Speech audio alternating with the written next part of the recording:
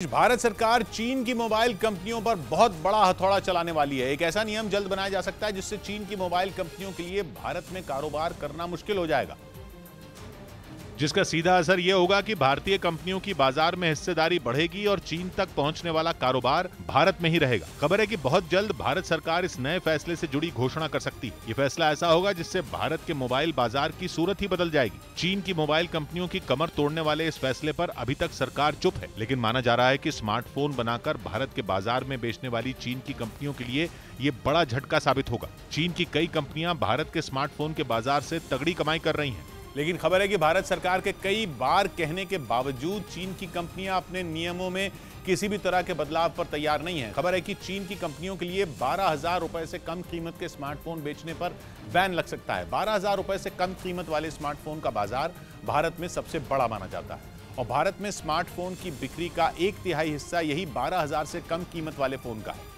इससे भी ज्यादा हैरान करने वाली बात यह है कि इस सेगमेंट में जितने भी स्मार्टफोन देश में बिकते हैं उनमें 80% मार्केट शेयर चीन की कंपनियों के पास है। इनमें खास तौर पर शाओमी, रियलमी, ओप्पो और वीवो जैसी कंपनियां शामिल हैं, जिनका भारत से कारोबार पूरी तरह सिमट सकता है, जिसकी सबसे बड़ी वजह यह है कि भारत सरकार इन कंपनियों से लंबे वक्त से कुछ बड़े बदलाव करने के लिए कह रही थी। सूत्रों के मुताबिक इन कंपनियों से भारत में फोन बनाने, सप्लाई चेन बनाने और डिस्ट्रीब्यूशन नेटवर्क बनाने के अलावा भारत से एक्सपोर्ट तक का इंतजाम करने के लिए कहा जा रहा था। नया नियम उसी विवाद से जुड़ा हो सकता है। ऊपर से चीन में कोरोना वायरस आने के बाद से ही बाजार लगभग चौपट है। चीन की इन कंपनियों के सामने भारत का बाजार ही सबसे बड़ा सहारा बना हुआ था।